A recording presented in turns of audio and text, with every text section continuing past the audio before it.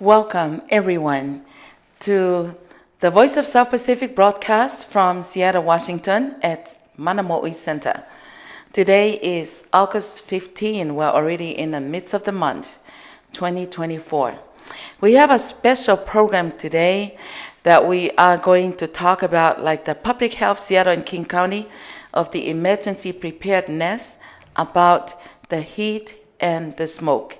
And we have a special guest, which is JJ Ed, and also the emergency specialist, and also Jennifer Deb, the communication specialist from the Climate and Health Equity.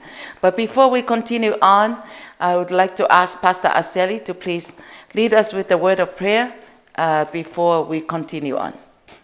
Pastor Aseli. Anyway, well, greetings this afternoon to everyone. And Sylvia, our host, I just want to greet you all to this afternoon and hope that you are all well. We want to begin with a word of prayer before we get going with our program. Let's just pray. Heavenly Father, we thank you for bringing us together today just to hear, Lord, what we need to hear, what our community needs to hear and be aware of in things, of God, that's happening around us. We know that we don't control it, but we're so grateful, Lord God, that we can have people that have given their life in the task that is before them, Lord, to bring to light what we need to know in this time of our life. We ask you to bless us, O God, as we come together and share and highlight the importance of God, of being together and look out on those things, O God, and also to be there for one another. We pray that you will bless us. Use the opportunity, Father, for each and every one of us to take advantage of, and also to make the most of God, in which we can highlight what we need to highlight to our community. We give you praise for the opportunity. We bless you, Lord God. In Jesus' name we pray. Amen. For leading us with a word of prayer. As we continue on, I just wanted to remind, about a special topic today that is sponsored, by the Public Health of Seattle and King County. We're talking about the first topic we're talking about is about the heat. And then the second part, the last half hour, will be finishing up with the smoke. Koe polokalama kai ahoni ko tatano ke Vela, te akono fika wa koe Kohu. But when you say something in English, make sure you just kind of finish up, say something like in your native language so that everybody can inherit it. Welcome, JJ Ed. Thank you so much for taking the time to join us today. And also Jennifer Dev, the communication specialist from the King County. You'd like to maybe, before we continue on, it's always nice to introduce everyone. We start from you, Pastor Aseli, and then we'll go around, so that will be much easier to know that everybody are in. Pastor Aseli. We'll just do a little brief. I'm from Fiji, and Pastor Aseli is from the islands of Fiji. my name is Aseli, and okay, thank you. I'm from Fiji, and residing here in Everett, Washington. Okay, thank you. Okay, the next one is Tony. Tony, can you introduce yourself, Tony Puloka? Hello, everybody. My name is Tony Puloka, and I'm working with the Tongan community here in the greater Seattle area. Been living in Washington the last 38 years. So, thank you, Tony. And he's the owner of Mana Mo'i Center, and that's where our radio station broadcasts from. Okay, and the next one, Lupe Talamoni. Talofa. Talofa lava, greetings everyone. Lupe Talamoni, representing Samoa Navigator. It's nice to see you here. Thank you, Ms. Sylvia. Okay, and the next one is Lydia. Can you introduce yourself? Bulavinaka, everyone. I'm from Fiji. I reside here in Federal Way, Seattle, Washington. Moved here since December 2022. Thank you. Okay, thank you. I think those are the only one that we hear. And also, before we continue on, JJ, could you please introduce yourself so that our panelists can understand? Yeah, of course. And thank you for having me here today. My name is JJ Edge. I work in public health, and I'm, as introduced, I'm an emergency preparedness planner. So I help write the plans for public health, and specifically around how we respond during extreme weather events. So that's the heat, the smoke, and then during winter as well. So I'm always excited to talk about this, and then also hear, hopefully, experiences from you all as well. Thank you. That's wonderful to hear. Okay, thank you. Jennifer? Thank you, Sylvia. So great to be back here. My name is Jennifer Dev. I am a communications specialist at Public Health, working with their Climate and Health Equity Initiative. And my work is basically around helping educate our community around how climate change is unfortunately impacting people's health and what we can do about it, hopefully, to make sure we take care of ourselves, our families, and our communities. So thank you for having us here to be able to share this important information. That is so wonderful. Okay, last is, my name is Sylvia Fatima Aho. A lot of the people in the community call me as Fatima. That's my middle name. I am the program producer in the Voice of South Pacific, but also I'm the executive director for our Tongan community, and we work with Tony Puloka for many years. Okay, just right before we start, Una, that's our radio engineer. Could you just introduce yourself so they could see that too? Just 1 second.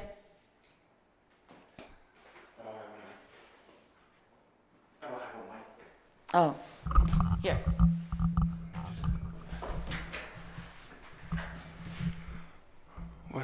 Okay.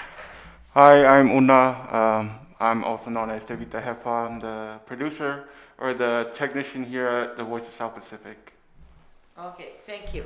He's also like a DJ and does the live stream for the broadcast. Okay, we are going to start with the topic called heat. Aya koe topic koe ni, I'm just say something in my native language as Tongan. I'm a Tongan too. Koe uhinga whakatanoa ni ki he mea koe tausia koe mea koe ka hange koe Vela.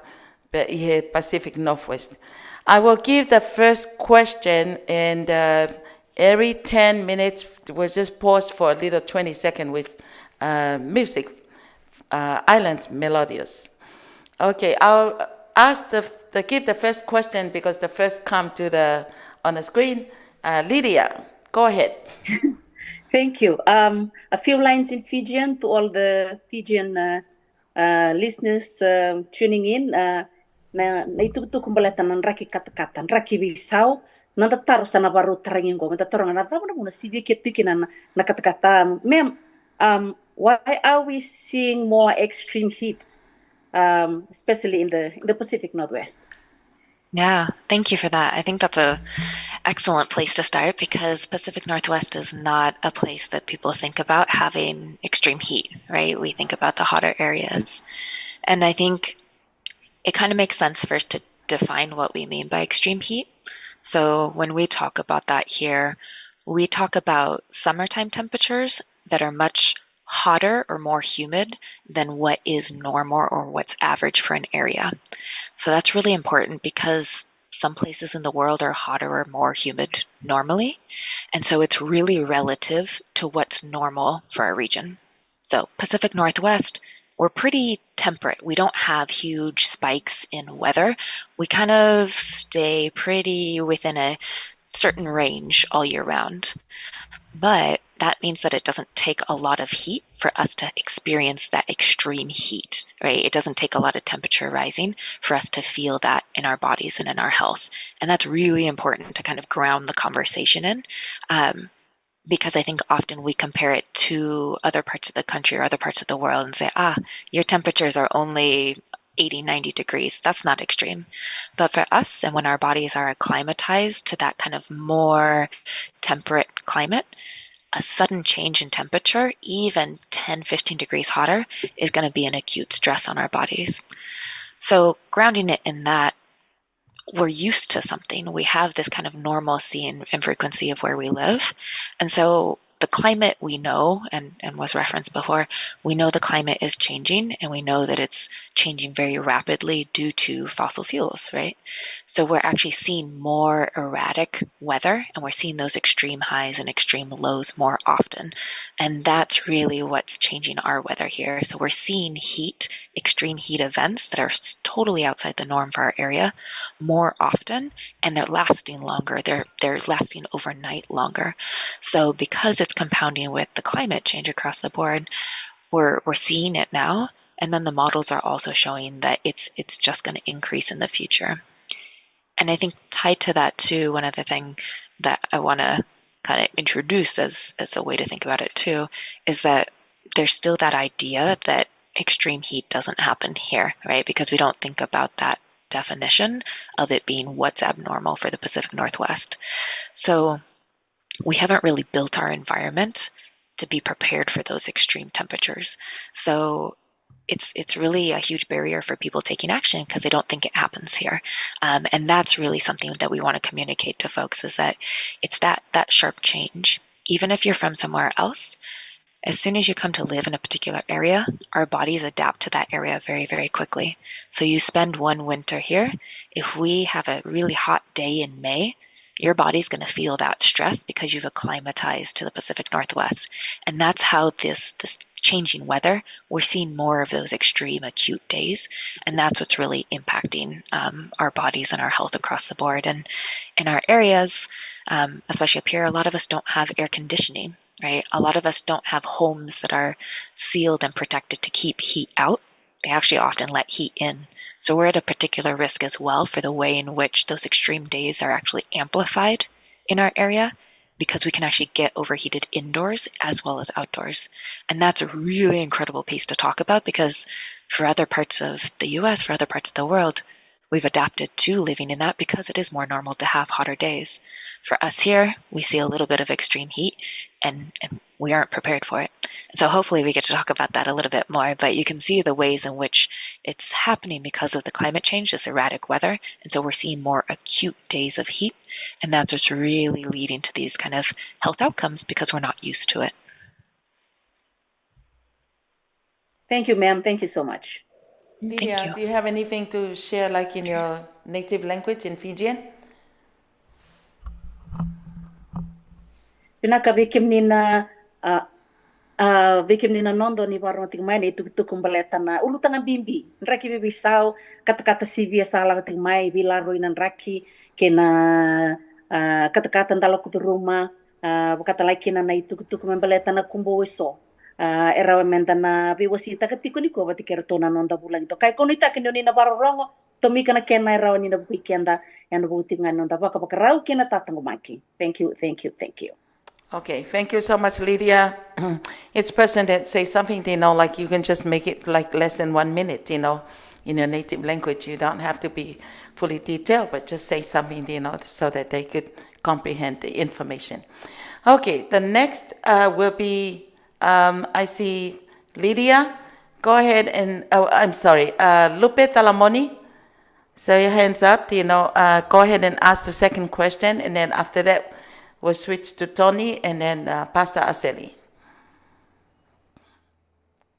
Thank you. So, have you spoke up when you were explaining about how the extreme heat team Pacific Northwest? So, who is the most at risk? Since everybody's around here in Washington, please. Yeah, thank you. When we talk about heat or any kind of extreme weather event, we know that the whole region can be impacted at once, right? We see a winter storm affect a whole area. We see a heat event for a whole region. So we know that extreme heat affects everybody in an area, but it compounds existing risk and existing inequities. And so some communities and some settings are more at risk from their health being impacted by the heat than others. And we generally try to talk about or highlight 3 specific kind of risk factors across the board. And this is what we really invite folks to kind of think about how it applies to their own lives or that of their families and loved ones as well. The first risk factor, it really has to do with age. So for older adults, and kind of 65 and older, but just as we age, and then also really, really young children, infants, babies. When we're at those stages of life, our bodies cannot maintain our temperature by themselves quite as easily. We need help to, what they say, thermoregulate, to keep our temperature at that healthy level. And so when there's an extreme heat event, we need to support folks who are older and folks who are very, very young, children who are very, very young, in order to be able to stay safe throughout the extreme heat event, because their bodies can't do it by themselves. So age is one of those risk factors across the board. The second one has to do with kind of medical conditions or medical status, and then if you're on certain medications. So heat stresses the body, right? If you already have a chronic health condition, it's just going to stress that even more. And it's going to make folks with chronic health conditions even more sensitive to the health impacts from heat. So that's a really big area to consider in your own life, right? That also applies if you're on medications for those chronic health conditions or on any kind of medication, really. It can affect the way it can make you more sensitive to the heat. Your body's already kind of being stressed. The heat is just going to impact that even more, right? And it makes us more sensitive.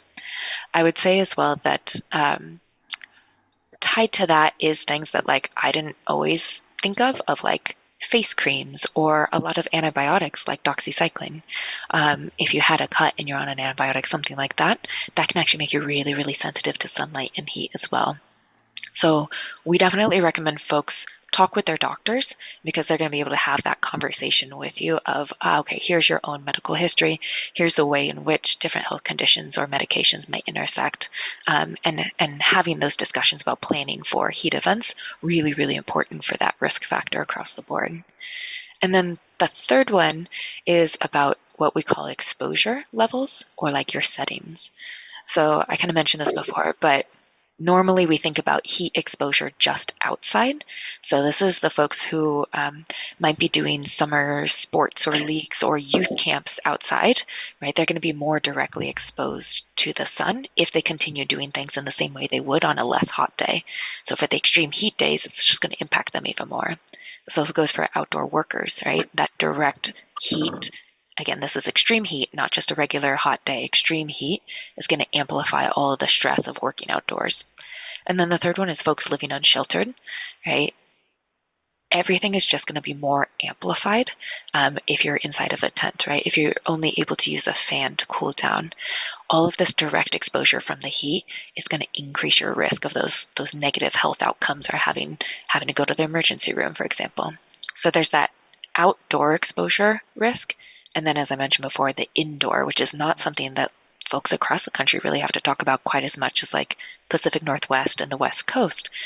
The fact is, a lot of us don't have access to AC in our homes. Like I live in an apartment, I don't have AC. And air conditioning is cooling your body down. It's helping you cool down. And if you don't have it, you have to think about different ways in which you can help your homes, your living spaces, your apartments, wherever, stay cool.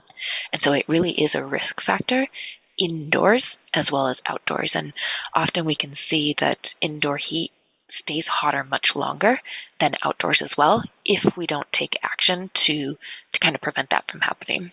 So just to reiterate, age is a really big one. Medical conditions or medication use is a really big risk factor. And then your exposure level, if you're exposed outdoors, but also considering how you might be exposed indoors as well. Thank you. That's a lot of great information, Tina, for us to learn from, and we do appreciate. Lupe, do you have anything to just deeply brief in your language? Yes, I appreciate that for sharing, Mr. J. Mole ngana fa Samoa, patalo fatu pa ia mane malu te whafonga anga mane moe ko e olo tangtana I mai ni polo kalama o le Voice of South Pacific. Ona lo whaafoina ma whaatautai te mai tai ia Sylvia Aho po Fatima Aho fo'i. Ona o nā fuanga wa whaafsiringia ai, ona se vaenga fo ia watau singa o le lamatia ino soifua maloloina. Ia, pena whaafonga i o loo iai ia nei fuanga. O te tau en tatou wa ai mamao, e tau singa o e o tau sanga, e se ngā tau sanga. Ai mei se o e lo whaonga ina whala au mai fo mai. Ai mei se whai o e lo ngā luru e fo I whafo. Ia tatou no fo utai fo I. Wa ese tau sanga, ese fo o tatou tino, ese fo tau singa. O lo lama ti ai o tatou o lama soifua marolo ina awale vevela o lo si o mia I tatou nei I Washington e pole Northwest. O lea e whautangia atu ai e tatou no whainga wha Samoa, le community o Samoa. Ia tilo la au whalongolongo ma whaafungani a wale fisoswani a ali. Soifua marolo ina o lo wala au ina le la au mai le VOSP po le Voice of South Pacific e fisoswani o tatou taumwhainga. Tau silo soifua marolo ina, ia manuia whaftai. Thank you, Sylvia. Thank you, Lupe. Now we're going to the next one. It's about like 24 minutes after 3. And we'll pause, and play a little melodious song all the way from the South Seas. I'll ask Tony Puloka. Tony, we're talking, our topic is the heat. Heat topic for the first part. Tony? Yes, hi. I think these are great information. Now, here's my concern. It seems like the emphasis is on partially what we believe that causes this extreme heat and cold. We're all pointing to the oil, using oil and natural gas and what have you. But what have you done? What is it the county have done to help us now? Like, those things that you pointed out, the people now are suffering. What is that you guys, it seems like that a lot of investments are looking into electrifications of vehicles and buildings and, looking at footprints and things like that. But what have you done now to help the populations, especially the minority? You're talking about people that can't afford these stuff, I mean, let alone thinking about Tesla and electric cars. They can't afford it. Okay. So that's just nothing that we can do about it. But where they live, like what you pointed out, the apartments that they live in, the houses they live in, they don't have those ACs or things to, what is it the county have done? Or what's your plan for that? Yeah, I think thank you for asking that, and thank you for drawing attention to it, because I think that's one of the things when we plan. So I do the response plan. What does public health do when a heat event happens, for example? And part of that process is talking with folks in the community of their experiences with the heat. And we do it also with smoke and with cold as well. And one of the biggest pieces that I do in my particular work is that public health as a whole, we gather a lot of the data and a lot of the research and a lot of that community input to better understand the impacts. And then we can design those kind of programs and address the needs, again, within our scope. And I'll talk about kind of county as a whole as well. But one of the biggest pieces of that is that in our response plan, we orient it all towards the folks who are most at risk from the particular hazard. So we work really closely. We have a program which is Healthcare for the Homeless Network, and we work really closely with them and their community advisory group, who are folks with lived experience being homeless, right, living unsheltered. And we talk through what it looks like to actually be able to access water downtown when a lot of water fountains have been shut off since COVID, for example. What does it look like to actually know where to go when there's a heat event? So there's a lot of pieces like that we try to do in our planning for a response specifically. But one of the biggest pieces that I try to talk about is that response period is just a tiny little sliver in the much bigger context of what you're talking about, which is this kind of system that sets us up to not be able to access all of these resources that we talk about, right? So adequate shelter, and I'll talk about what adequate means. Adequate shelter is the one intervention that improves health outcomes for extreme heat. And by adequate, we mean actually housing that has air conditioning, housing that can keep the heat out, right, and allow us to be safe inside so we don't face this risk indoors. Shelter and housing is a system-wide thing, right? We are working with decades, centuries of environmental racism around where people can live, about who has access to housing with redlining. All of those pieces become amplified as we experience these heat events. So we know from the research that public health has done, and DNRP is another Department of Natural Resources, and Parks is another department within King County, that have done the research to show and use the stories and experiences collected from these processes to be able to highlight and say, we know the areas in Seattle and South King County in particular that are facing these disproportionate risks, that are seeing more hot and heat days and impacts on themselves. So tied to that, that's kind of background and context. Across the county, public health has, again, particular role in the larger kind of realm, but in the last 2 years, specifically since the heat dome event, the executive's office has stood up a climate office. And while that feels a little bit distant and kind of just like, okay, great, cool, what do they actually do? A big piece of that means that we can all of our little pieces, we might have a department that works on just kind of planting trees and things like that. We might have another department that, for example, there's just been a grant to help folks who qualify to get heat pumps and access to air conditioning in their homes that just went out this summer.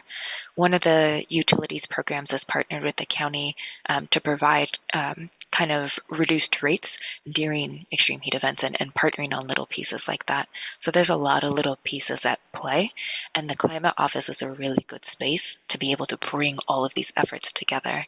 And I think you touched on it slightly, is that and I think at the beginning as well, with the beautiful prayer that started us off, this might feel so big and so out of our control and out of our hands, that being able to bring it back to, you know what, we can do a little bit more when we're all doing this together. That's been a really, really big way that we've been able to do this. There's a lot of different pieces too that I'm obviously not going to touch on all of them, but things like partnering with communities to directly hand out water and resources in key areas during heat events. A big piece, and Jen can speak to it if she wants to a little bit more, but a big piece that public health does in particular is around education and sharing the information. I think before I worked in this field, like I had no concept of like extreme heat could affect me in my life. It just wasn't a thing I didn't know about. So I really respect, it's not a thing that people think about on a regular basis. So is there a way that we can really bring together all of our kind of knowledge and experiences and also resources to talk about things we can do as an individual, things we can do to help each other as a community, and then things we can do at the systems level, such as retrofitting a lot of the community centers, a lot of the libraries to all have access to air conditioning. That's been an initiative that's been using federal grant funding to look into the ways we can do that for the whole system, because those become places that we can then go during heat events. Those become places where we can build community with each other. I know that's just a few, and we can talk about this more as well. But I think that education piece for public health in particular, working with communities to really have these conversations and say, how can we talk about this in a different way to move people to action, whether it's at an individual level as communities or neighborhoods, or policy level. What does it look like to turn this into a policy? Those are the places where we kind of try to move at all three of those levels, because climate change is so big, because it is so integrated into our environment and our own health as well. Thank you very much for that info. But it's, but when you think of, you talk about there's a section of our populations, especially the seniors and those that have existing chronic disease, they're very vulnerable to those things. So, that's what I'm thinking about. What are we going to do now for those populations? And especially the minority group in the populations that are very vulnerable to these changes. Because it's like, I grew up in the islands, exposed to different kinds of weather there.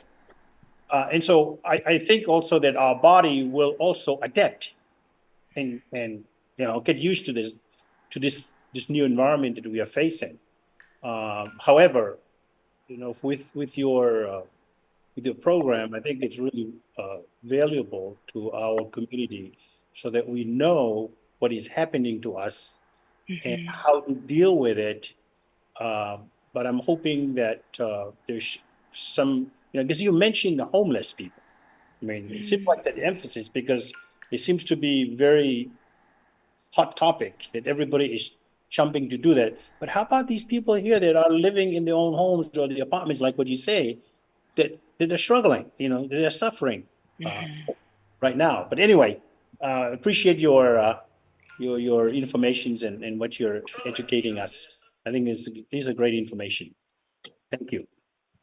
Thank you.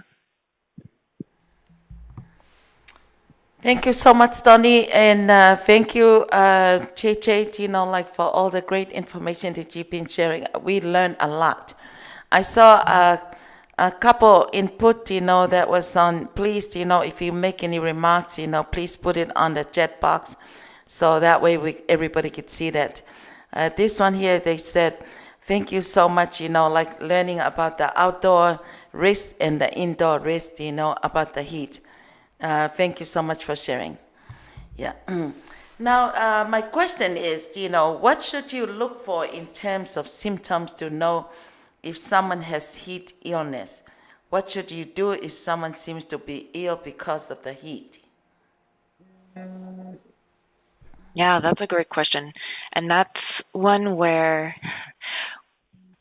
we try to talk about it as your individual experience might look a particular way, but there are certain things that we can look to or be aware of in the moment to make sure that we're being aware that our body is reacting to the heat. The bottom line is that heat stresses our bodies, and they have to work harder to stay cool. And when our bodies work really, really hard, we call that heat exhaustion. So you're overheating like an engine. Your body is trying to do different things to help it stay cool. So you're going to see a lot of sweating. You're going to see, and because of that, you might become very, very flushed. Your skin might become very clammy because you're sweating across the board. All of that might make you feel very, very dizzy. And you might have that headache and kind of feeling nauseous across the board, right? You're losing water as you sweat as well. So if you're feeling these things, what do you actually do? What can you do about that? So if your body is working that hard to stay cool, you can help it, right? So moving into a cooler location, if you have air conditioning if possible. Again, I don't have air conditioning, so I have to do a lot of different types of things to keep my space cool. It might mean if I'm feeling up to it, taking a cool shower for a little bit. Anything you can do to help your body cool back down, which is what it's trying to do, which is causing all the symptoms that you're feeling. Drinking cool water can also help as well.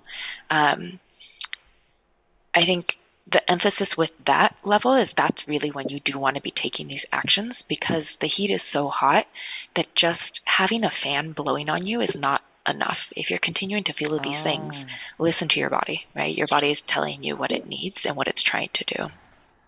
That being said, if you don't cool down, if you aren't able to cool down, or if you're with a family member, and we were just talking about seniors in particular, and I think that's a theme we can keep coming back to.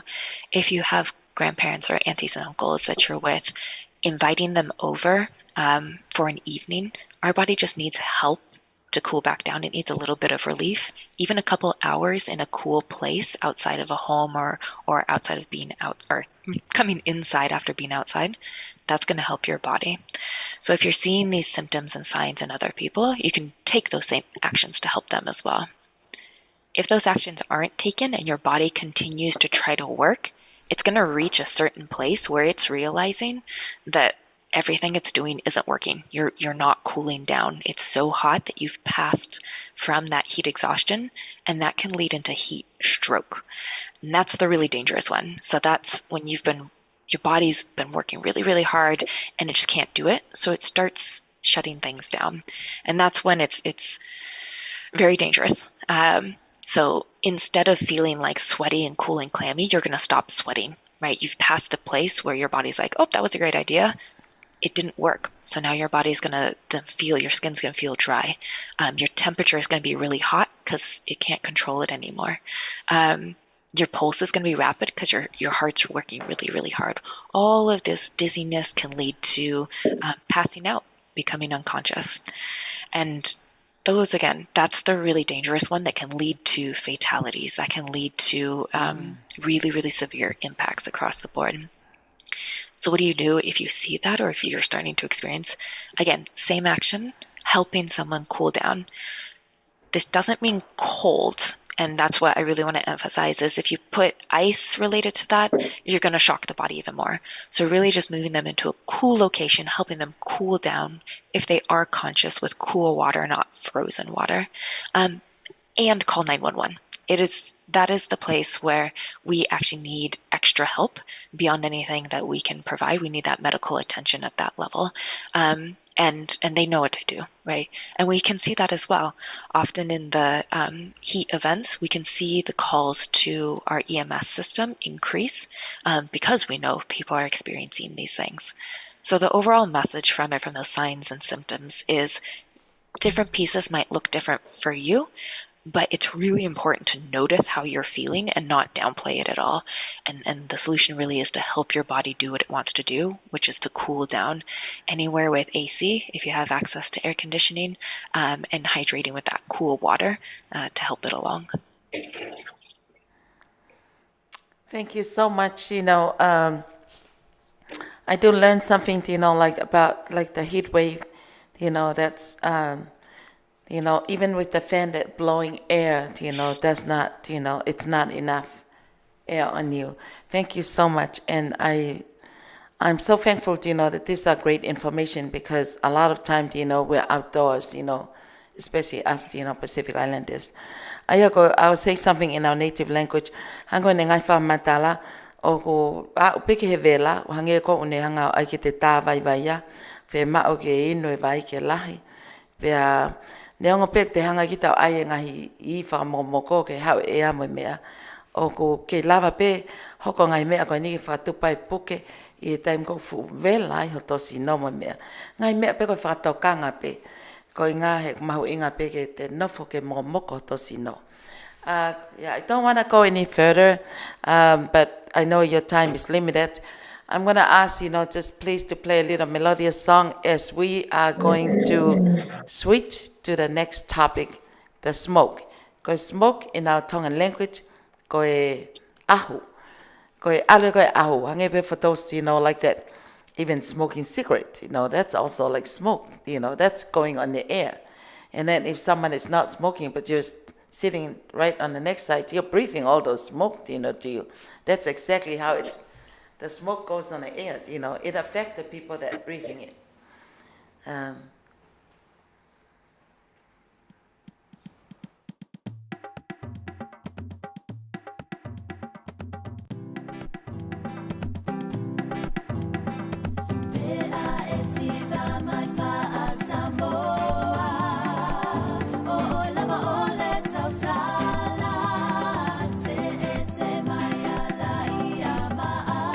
Someone Siva.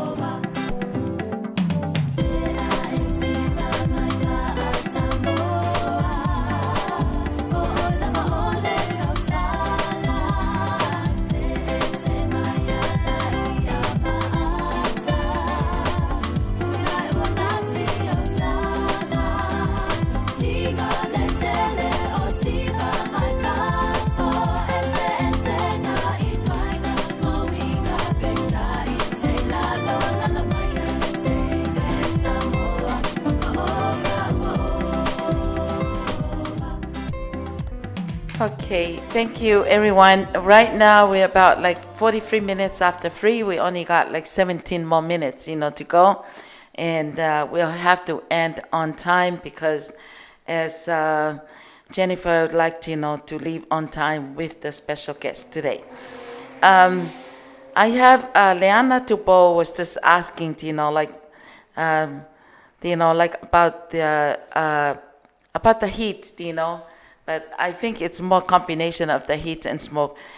Before we continue on, she's been writing, inside the box and asking, is the heat and the smoke, if they go together, you're sitting next to somebody that's making a fire like barbecue, those smoke air, is it good or bad for the body? That's a great question. So you're talking about like smoke caused by barbecue, barbecue, yeah, caused by people smoking. Yeah. So it's all similar, and I say this as someone who does love barbecues and camping. I love camping and camping fires. But when we inhale that smoke, we are inhaling particles of things that can get inside of our lungs. So there's no real level of smoke that's going to be healthy for us. The difference, though, is something like someone smoking a cigarette or cigar or something next to you is more localized, right, than wildfire smoke, which is everywhere on a really, really, really big scale and can settle over an area for a really long time.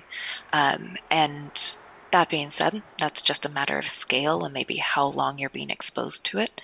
But that type of kind of inhaling of chemicals that are being burnt, if we're talking about cigarette smoke, there's also chemicals that are being burnt with wildfire smoke that are getting into the air that are causing those particles that makes the air toxic to us as well. So all of the smoke, even if it really smells good, it's not necessarily going to be good for our lungs, right? It's not necessarily going to be good for our health overall. I do want to touch on, and I think you mentioned it slightly, of what happens if it's really hot outside and we also have a smoke event at the same time. And a big piece of that, it's hard, right? Especially, again, if you don't have air conditioning where you could just seal up your home and stay inside and have a filtration unit to filter out all of those particles that the smoke's bringing in. If you don't have that, what do you do? For us, you have to weigh the acute, we just talked about the signs and the symptoms of what happens when you get heat stress and heat stroke and heat exhaustion. That's a more acute, that's a more immediate impact to your health than inhaling smoke. So we'd really want to focus on how to cool down the home, how to cool down your body first and foremost, and then kind of address the smoke. So if you had to open up your windows to cool down your home, do that. That being said, a really big piece of this, and I don't think we quite touched on it before, but there's a lot that we can do ahead of time to make sure our homes stay cool as long as possible, and so that we can try to prevent us from having to make and weigh that decision between, do I have to expose myself to smoke or do I have to expose myself to heat? And a lot of ways to make sure that we can protect ourselves from doing that. Thank you, JJ. This time, I'll give an opportunity. Sorry, Pastor Arcelia, I forgot, to give you a chance to ask a question. But you can start with the smoke, asking a question on part 2. Pastor Arceli, from the islands of Fiji. Yeah, I just have this question. What should we do, or what's your recommendation in keeping us safe from both the smoke and the heat? I mean, in a community-based kind of like a life on a way that we live. And what's your recommendation, especially within, like from as far as the heat, we are exposed to heat back in the island, we grew up in it. And we do sometimes, the temptation just to get out and just being exposed into the sun is always there. And we want to go out there, but little than we know there are risks involved in taking those, and just be taking it for granted because we were once, exposed to it, and it was just a life, and it's just a way of life that we lived out back here, back in the island. And also the smoke, and we do cook a lot, and we exposed to smoke. And even when we are here, how can we assimilate ourselves based on the culture that we're exposed to? And also help to keep us safe. Yeah. Thank you for those questions. I think that was a piece that we didn't quite talk about on heat as much, that I think it's important because they go hand in hand with both smoke and heat as well. I think I would ground it back in recognizing that when we talk about extreme heat, we don't mean just another beautiful, nice, warm, sunny day. We mean something that's totally outside the norm for our particular area. So, for example, I come from Southern California. It's sunny and hot all the time. Different kind of heat. It's a very dry heat.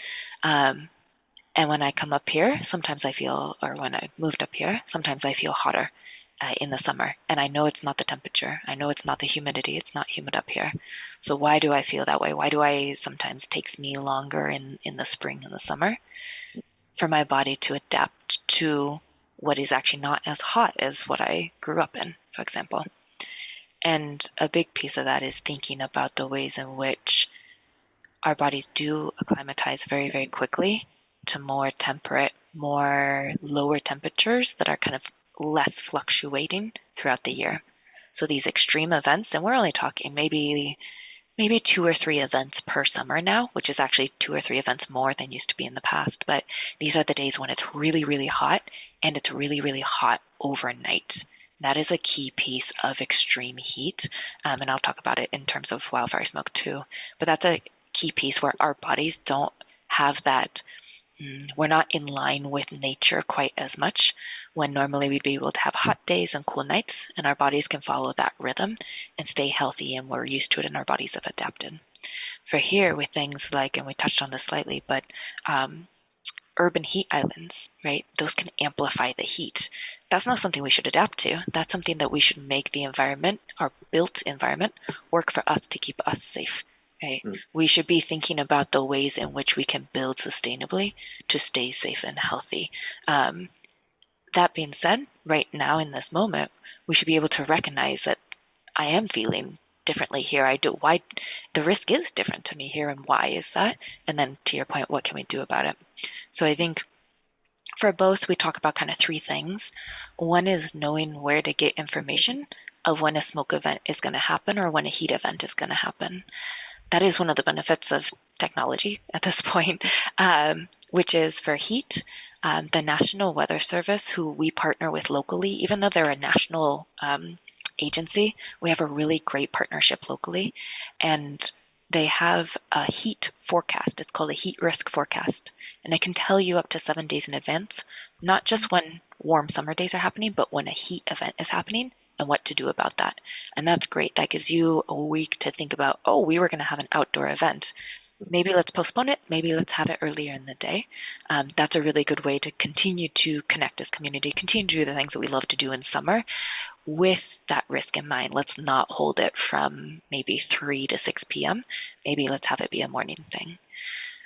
For smoke, there's a website called Air Now, and it's a government website, and you can put in your zip code, and it'll tell you what your air quality is, which is how we measure how much wildfire smoke might be in the air, how much toxins might be in the air. That's a really good way, because sometimes you might look outside and it looks hazy, but the smoke is actually really, really far up. This is what happened last week, or maybe a week and a half ago. We had this kind of smoke in the air and everything seemed a little hazy. The sunsets were wildly, wildly orange and red. Right? You could see it up there, but it was really, really high in the sky. Our air quality down here was actually good. And even I needed reminding on that from my friends, because I was like, oh, okay, keep an eye out, guys. And they're like, oh, but our air quality is actually not too great. Or is actually better. And the reason is understanding where to get that information from and then how to understand it. So knowing that information and then being able to make these changes of, okay, we were going to hold an event, let's do it at a different time. Or let's make sure that we're bringing extra water to something where people might also be drinking alcohol, right? Alcohol is going to dehydrate you. Coffee is going to dehydrate you. Are we thinking about that for these days when there is extreme heat events, or for smoke as well? That's going to stress your body out a little bit more. Can we reduce things on those days? Just thinking about these tiny, small things, changes we can make, rather than like assimilating to something completely different, because it's going to be up to you. It's going to be the way in which you normally, if you don't normally drink, not a problem, right? So knowing where to get information. The second thing is kind of avoiding smoky air if we're talking about smoke. So staying indoors if the air quality, if you've checked the air quality and it is really, really bad, maybe that's a day where if you go to a work office, maybe carpooling with people instead of taking public transit, and reducing the time that you're spending standing outdoors. And that goes for heat as well. Standing at a bus stop, from personal experience, on a really, really, really hot day, I'm already sweating. I'm already getting exhausted. So thinking about the little ways that I can reduce my exposure to the smoke, maybe wearing a N95 mask if I do have to go outside. It's not going to be perfect. It's not going to be the only thing to do, but it's going to reduce me inhaling things if the air quality is bad. So again, trying to avoid the actual exposure. And then the third piece is really that indoor aspect that we talked about. So one of the best things that, and this was anecdotal and now I just share it all the time, and I've seen it in literature and in guides now, for extreme heat events, one of the best things you can do is get an emergency blanket if you have those. I know you can get like 10 for $10 online, dollar store, really cheap way. And this is what I did during the heat dome. And I had west facing windows, so I got the direct sunlight during the heat event. My indoors was about 15 degrees hotter, and it was already 100 over 100 in Seattle. Putting up those emergency blankets on the window and just taping them for the duration of a heat event, you're going to reflect that heat and that sun out. Same sort of thing, thinking about that for smoke. We talk a lot about we need that filtration to filter, because our homes aren't necessarily sealed. So thinking about things like HEPA filters.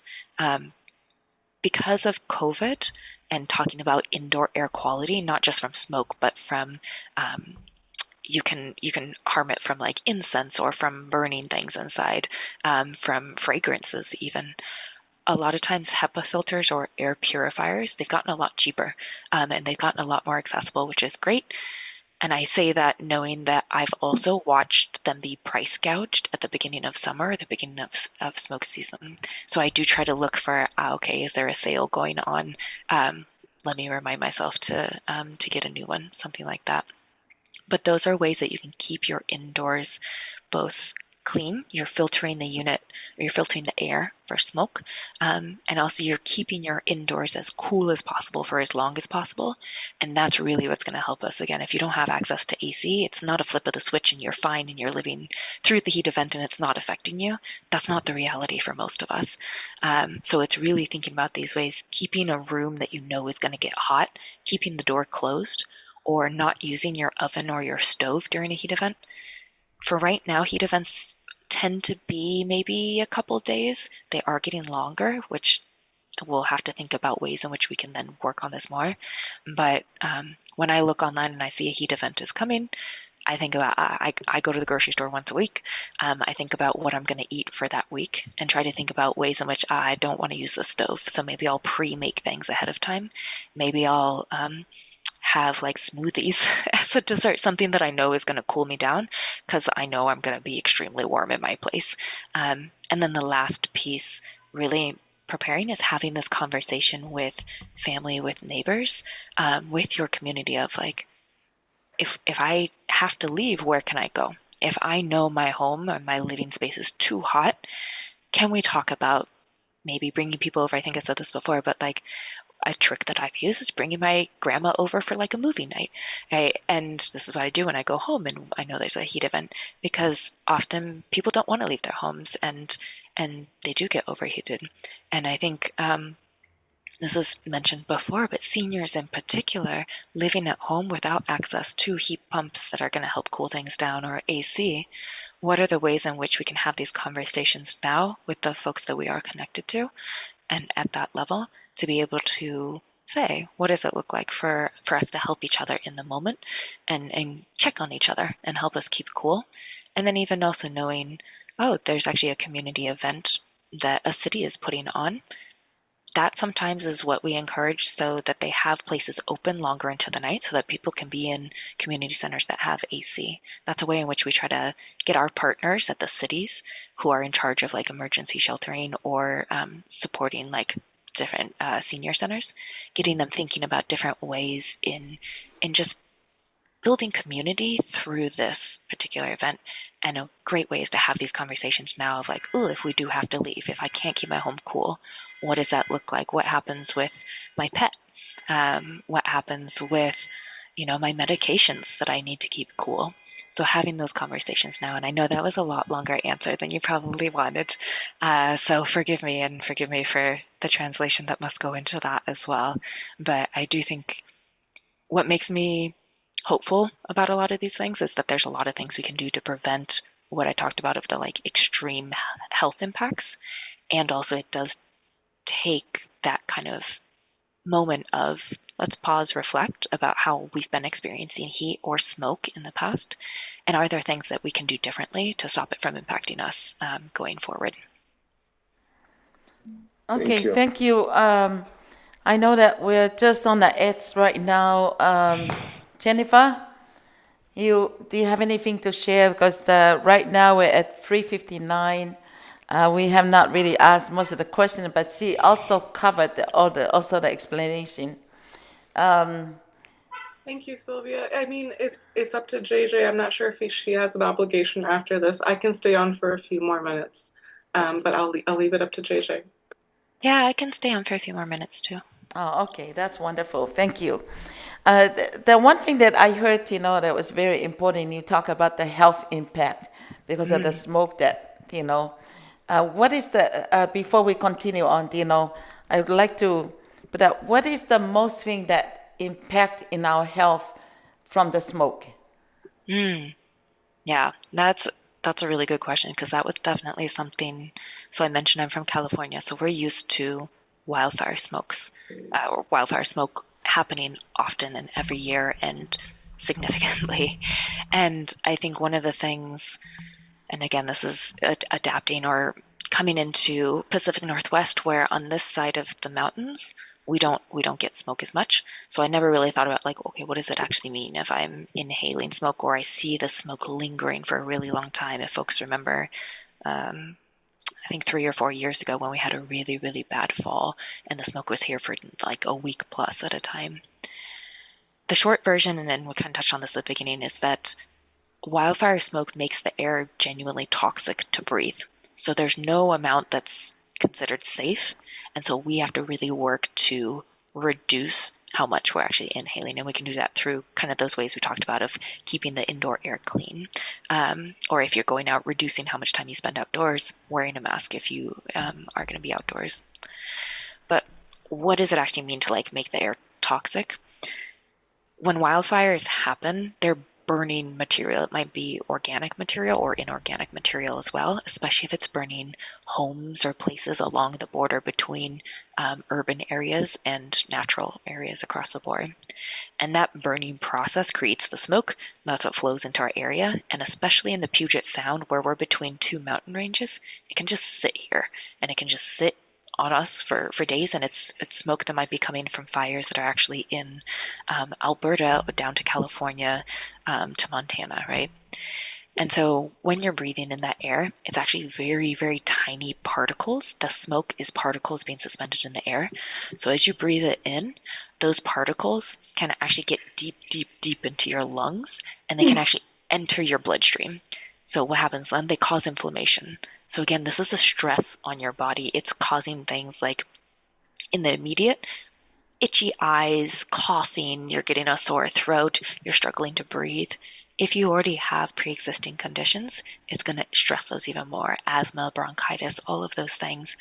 It's really, really hard just to breathe. And I think that that stressing of the body is kind of the bottom line here. If you have, it might impact cardiovascular conditions that already exist or cause cardiovascular events across the board. And I think in terms of long term, there hasn't been as much study on this, but there continues to be about really investigating to understand if there's increases in cancer risk from continually inhaling these, because as we're seeing more drying, we're seeing more days of smoke across the board. What does it look like to be consistently exposed to toxins in the air? We can't not breathe, right? So what does that actually mean? And then thinking about the ways in which we can reduce that. And the last piece I do want to say on this, and I think it ties back to our prayer at the beginning, which I was really grateful for, is that there are huge mental health impacts of these events that we're talking about, specific smoke events or specific heat event, but it's tied to the moment we're in right now with climate change and these erratic weather patterns and just uncertainty happening across the board.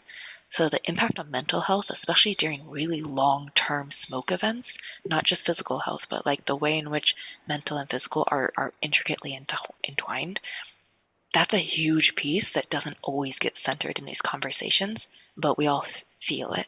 And I would say kids especially, if you're trying to stay indoors for a long period of time, that's really hard on kids, right? That's going to see different impacts across the board. And it's really just hard to look outside and not be able to see 2 blocks down the street because smoke is everywhere, and then feeling that kind of helplessness of this is so much bigger than me, what can I do? So I say that as it really is being able to have these conversations and centering what we can do to help each other, and also at the system level, what can we do to advocate for changes that need to be made at this level, as well as a community, and then understanding what we can do in our own lived spaces or homes or apartments and things like that, because it does have to happen at each level. And I don't think we really talk about the kind of emotional and mental health aspect of this quite as much, but that's a really, really big piece, particularly with heat and smoke across the board. Thank you so much. I'll give this I'll give this opportunity to Lydia. Oh, I'm sorry. Aseli will be leaving here soon. Aseli, I'll ask you to ask your question before you leave. Pastor Aseli, go ahead.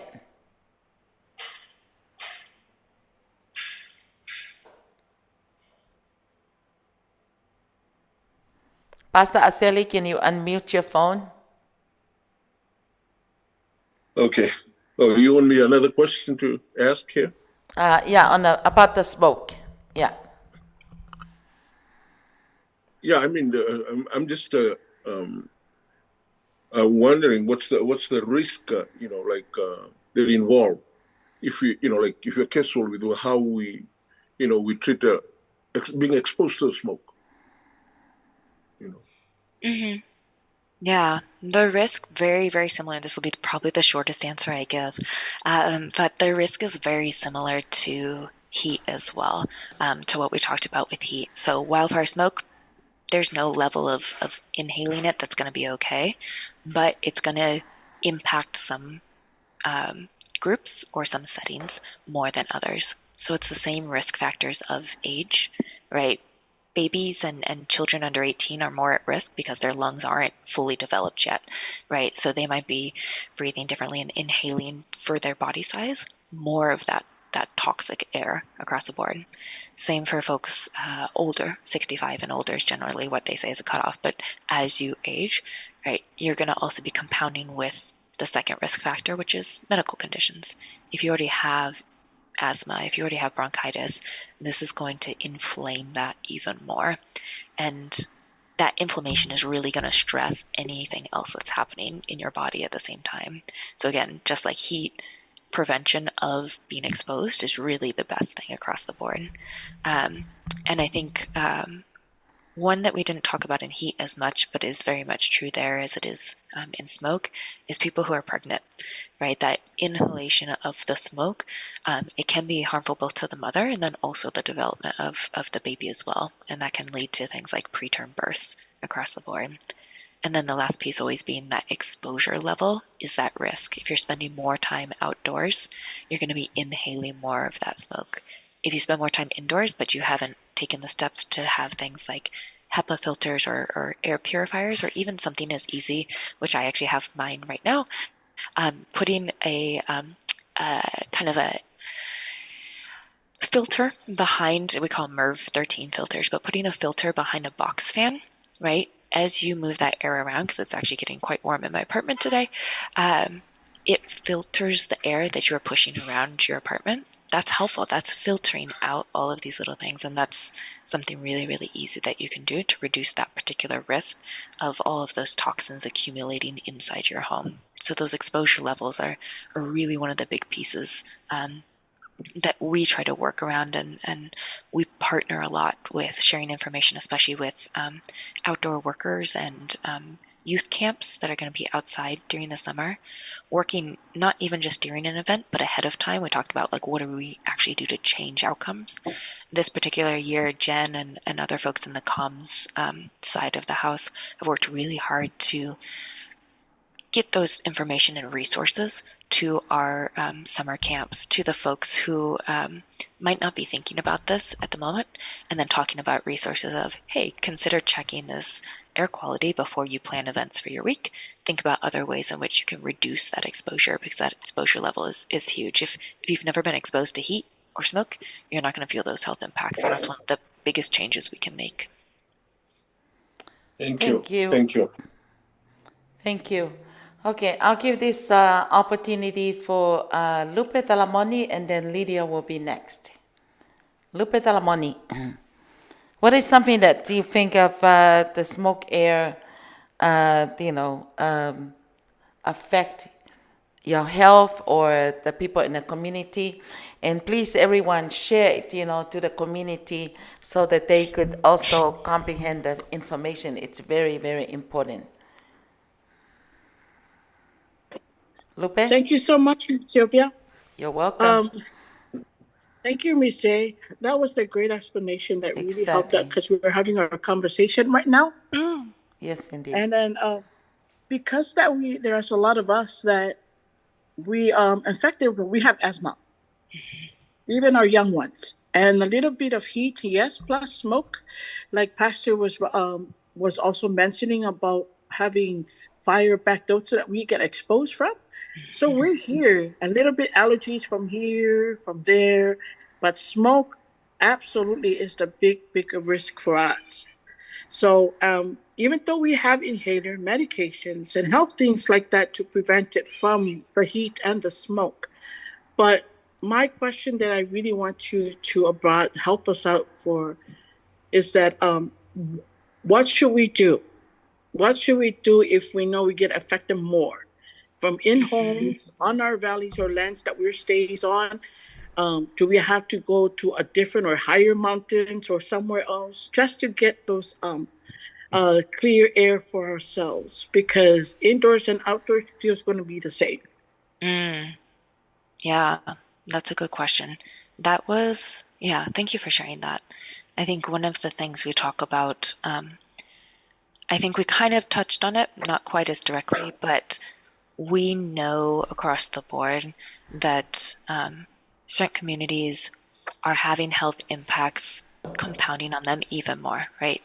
And a big piece of that has to do with where folks are able to live. So where in the county people live, and then the health impacts that are already existing in that particular community. And a big piece of this has to do, and we talk about it, of environmental racism, and we talk about redlining of homes, and we talk about the places in which people live. And often the only homes that are affordable are those that are next to like industrial sites or airports, right? So just as you said, the indoor air and the This is outdoor the air, you're most getting beautiful exposed to sunset. these things across the board anyways. And that's been a place where I think you met my colleague Addison last month or maybe 2 months ago, and he spoke about kind of climate change and the work that he does. And a lot of his work is this kind of direct work with communities like box fan filter kit programs and how to work with communities to make these changes indoors. And Addison can talk to you a lot about the programs and the efforts that public health has done to provide this input of the homes that we live in and the spaces that we live in are not healthy. We have to be making these changes at a systems level. We have to rethink the way in which we are building our cities, our towns, all of that.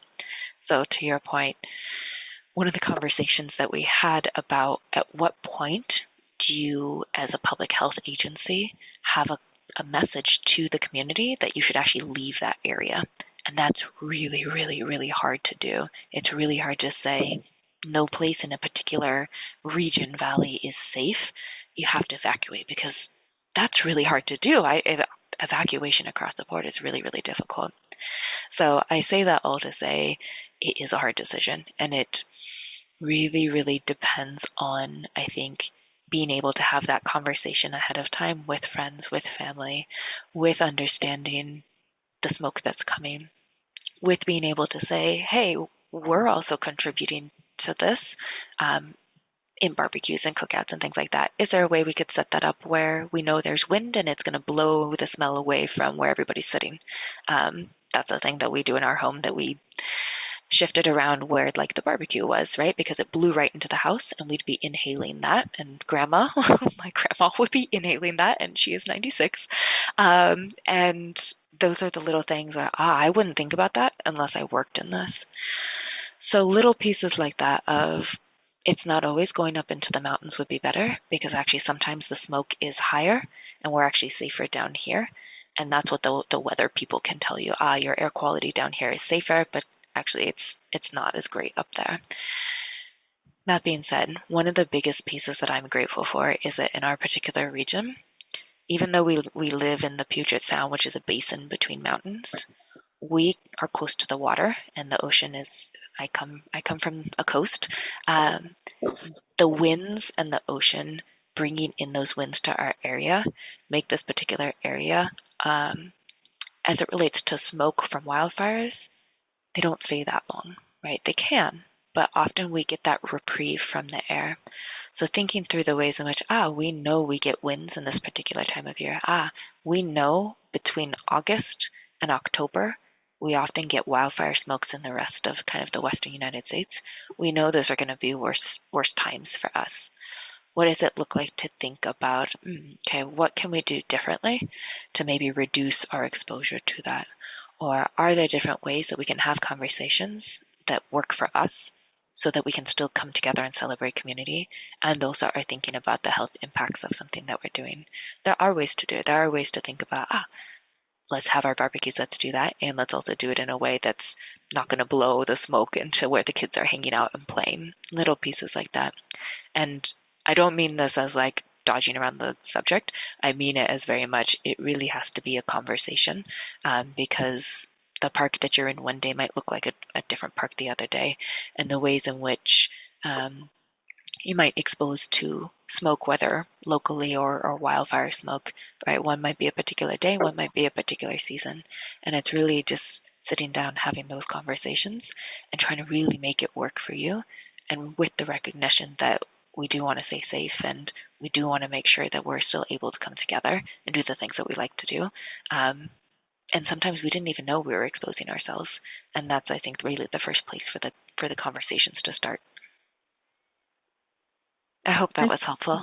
Oh, yes. Thank you so much. I was just translating in someone, and I was so grateful, and they're really sharing their appreciation for sharing what brought from the questionnaires. Thank you so much. Thank you, Fatima.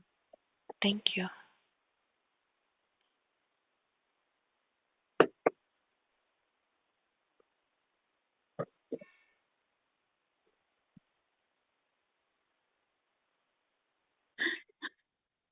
Thank you, Ms. J. And also that they were so thrilled and thankful for what you shared also for the preparation and also for the risk that you were sharing as well. They're really grateful for what you had shared. And they said if they can connect with you, do you have an updated, can you share your info that they can connect with you straight directly, please? If that's okay with you, with Fatima? Yeah, that's totally fine with me. Does it make more sense to put it in writing or to say, I can also say my email. That's probably the easiest way. Or I don't know if Jen sends something else out after. Yes, either way. I appreciate you. Thank you. Mm-hmm. Yeah, so if it audio, it's the letter J, just like my name, J, and then my last name is Edge, EDGE, at kingcounty.gov. And what I always say, because this is always true, if I don't know the answer, I can connect you to the right person who does. A big piece of our work is that we all have different parts of it, and sometimes my area is over here, but I also know the people who work over there. Sometimes I actually have an answer that somebody else didn't have an answer, and we connect that way. So I'm happy to be that connection point across the board.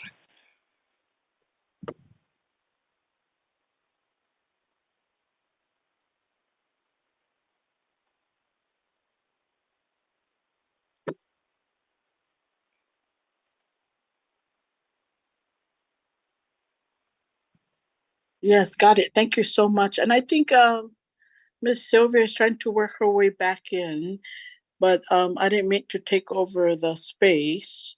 But if anyone wanted to share in for one of our community, please, either Mele or Letitia, if you guys wanted to have some questions up for our host. If Fatima, are you back on? Thank you, ma'am. I think Miss Edge has pretty much covered the details that I was trying to angle my question on, but I'm satisfied with the explanations that she's done, plus the contact email that she has just given. Thank you so much.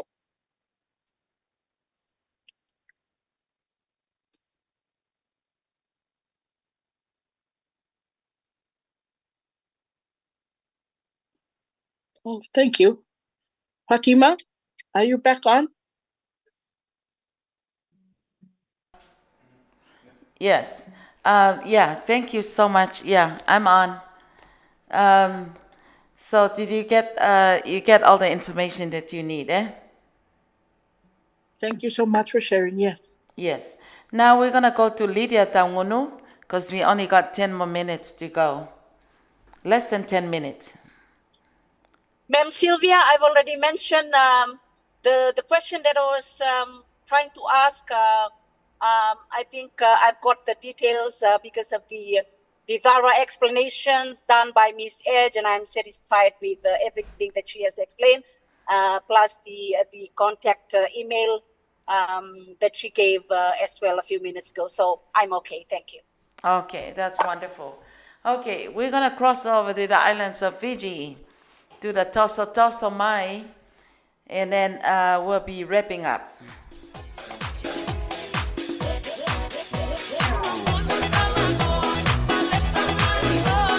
To the Pula Vinaka dance. Come on, Lydia, show face.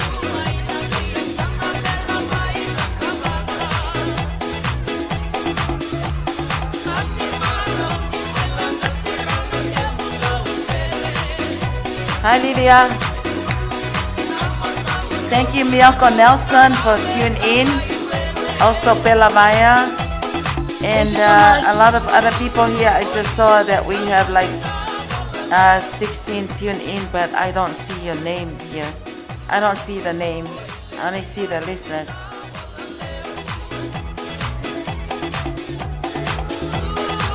I've shared Angie Dupo, thank you for joining us. And also Lavea, Fifita, thank you.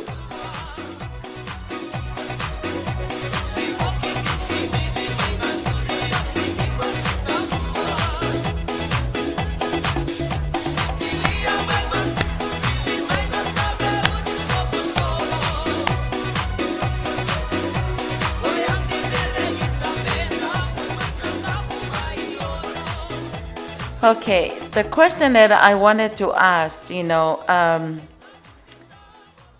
what if when the people,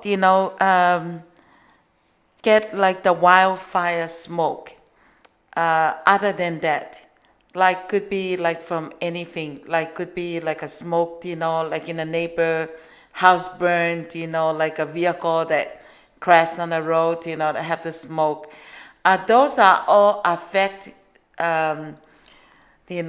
separately, differently, into our system, or almost any smoke, that has same impact into our body.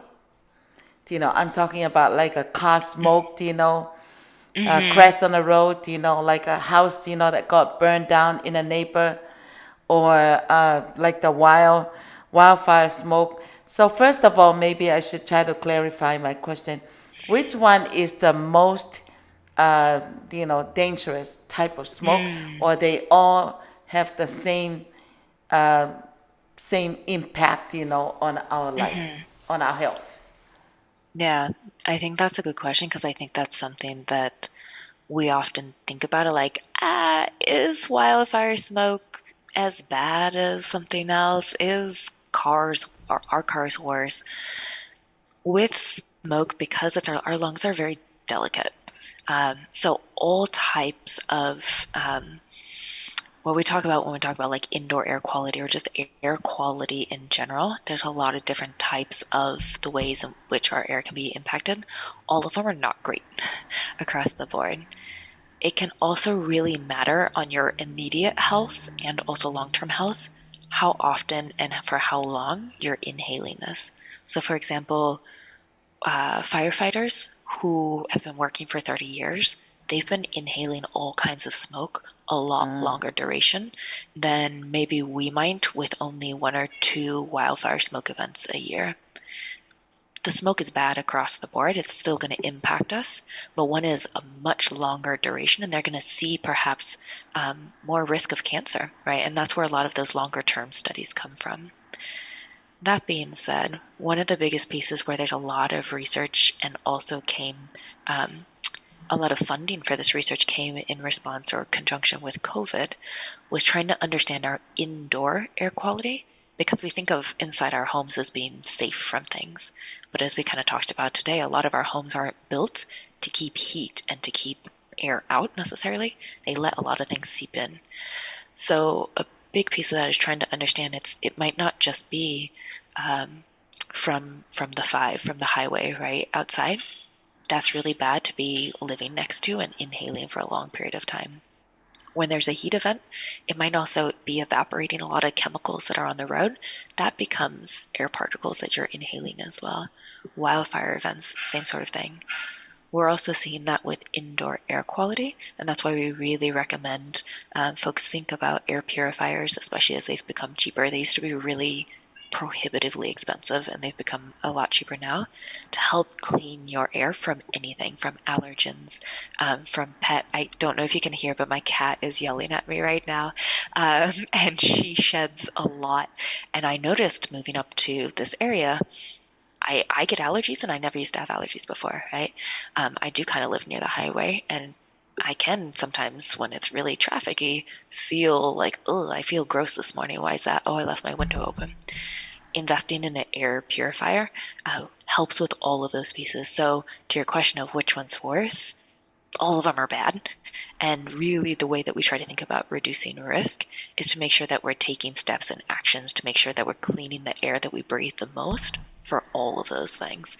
And I can say I have one, I'm staring at it right now. I have one air purifier near here because I work in this part of my living room for most of the time, and I have one in my bedroom because I know that's where I'm sleeping, right? And it's helping with all of those things with that indoor, as I like if I am cooking indoors as well and keeping the window shut during the winter. That can also be something that's impacting me as well, that these type of air purifiers and things like that help with. I hope that was helpful. Yeah, thank you so much. Yes, it is. And now we're about like 27 minutes after 4, and we thank you so much, for this great information. I really liked, the topic, we're thinking about our health, but these are the, like the smoke, the heat. Those are affecting, and have a big impact, on our health. Because I seen, like couple people, like in the past, and we never know about like this one here. We have like 3 people in our community. Right now this week we have 3 funerals, and a lot of it, it's not always with the chronic disease, but we know has to do, with the smoke and also the heat, and also like with other things, that we consume on a daily life, But these are also like a learning tools and great information to share with us. It's not just about like this and this and that. It's also what we breathe into our body that has a big impact, And no wonder why that you see like some people that work in some kind of a chemical factory, even the doctors, things like that, they always have to wear like a big mask, or wrap around the head, because that's very important, whatever you expose, you don't even think, you just think, oh, about my food and about what I drink. But those are the air that you're breathing in that goes into your system. That's exactly how it has a big impact. And those are great information. We do greatly appreciate JJ ads, thank you so much, we do appreciate, the public health, Seattle and King County for providing this great opportunity for us, to share. We have a lot of things, going on in our community today, and, especially with the summertime. But at the same time, the people will come later when we share this information, Halupe, and then also remind everybody this is also on the YouTube. They can watch it on their television at home with their family, because this is almost like a counseling, for your health.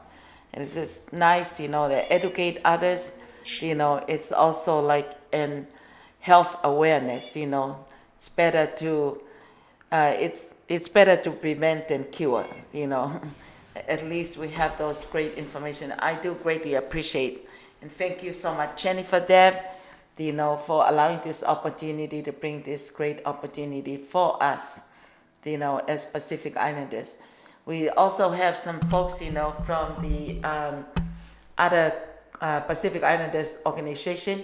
They were asking me, they were not, because they're having a training today, because they were setting it way ahead, but they were asking to please share the information to their website, because those are all relevant information that helps everyone in the community.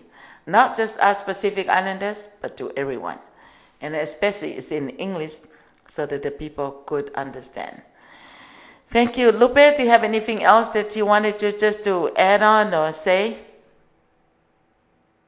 No, Ms. J, I appreciate you both. Ms. Jan, thank you so much for the great information. I was just sharing out what our people here that we were doing, because we had our meeting as well here, and they're just sharing their gratitude for the wisdom, and then also the experience that shared up with our people. Yeah, whaftai lava mo le avanoa, ia mo le ngaluenga fo'i ua whaia ia tō whaafonga ia I tangata nu o Samoa. Ia no fouta ma ia tātou wa ai mo le saunga le mua soifua maloloina. Whaftai lava molinei ala whiau e manuia soifua. Thank you, Sylvia. Thank you so much, Lupe. Yeah, and again, thank you, JJ Edge, Emergency Prep Planner, and also Jennifer Deb, Communication Specialist. Thank you for joining and using the Voice of South Pacific as a communication tool, to our Pacific Islanders. Thank you again, and next time, we'd like to, we just finished our Tonga Day, like about a week and a half ago. We wish that you could come, and then also see a lot of the cultural awareness and also what helps, for other people, to promote each other's health. Yeah. Then we'll just have like a farewell song. Una? Thank you, everyone. Now, thank you, JJ. Thank you, Jennifer. Malo. Thank you so Malo much. means thank you. Malo. Talofa. Thank you, Lupe. Appreciate you very much. Big supporter. She's a community navigator for the King County too. Wonderful questions Lupe. too. Thank you.